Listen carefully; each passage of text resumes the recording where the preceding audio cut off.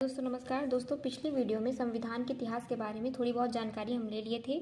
आज हम आपको बताएंगे कि संविधान की मांग किसने की ब्रिटिश से और ब्रिटिश ने इसको कैसे स्वीकार किया। तो सबसे पहले स्टार्ट करते हैं हम 1938 से। 1938 में कम्युनिस्ट पार्टी ऑफ इंडिया के जो फाउंडर थे वो एम.एन. राव जी थे। इन्होंने सबसे पहले कहा था कि भारत में एक संविधान होना चाहिए, लेकिन ब्रिटिशों ने इनकी बातों को नहीं माना। उसके बाद 1934 में पंडित जवाहरलाल नेहरू जी आए। उन्होंने कहा कि संविधान सभा की मांग की। उन्होंने ये भी कहा कि संविधान बनाने से पहले उसके पहले हमारे पास संवैधानिक सभा होनी चाहिए, उनका गठन करना चाहिए।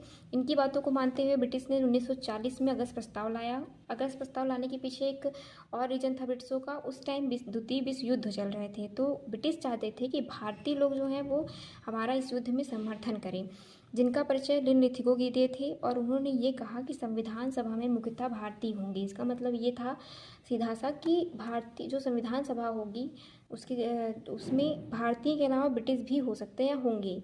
तो इस बात को ध्यान में रखते हुए भारतीयों ने इस प्रस्ताव को नहीं स्वीकार किया। इसके बाद 1942 में क्रिप्स मिशन आया, जिसका नेतृत्व स्टैफर्ड क्रिप्स कर रहे थे। इसमें संविधान सभा के निर्माण की पूर्ण रूप से स्वीकृति मिल गई थी, लेकिन उन्होंने ये कहा था कि इस युद्ध के समाप्ति के पश्चात ही संविधान सभा का गठन किया जाएगा।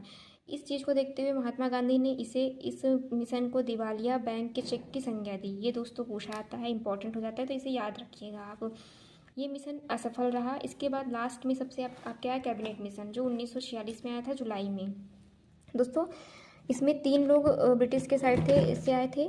पहले थे सर पैट्रिक लॉरेंस जो अध्यक्ष थे, दूसरे सर स्टैफर्ड क्रिप्स आए थे, तीसरे ए.बी. अलेक्जेंडर जी आए थे। इसका उद्देश्य था संविधान सभा का गठन करना, सत्ता हस्तांतर करना और अंतरिम सरकार की स्थापना करना। यानी कि संविधान सभा का गठन की मंजूरी मिल गई थी, यहीं से स्टार्ट हुआ था उसका गठन।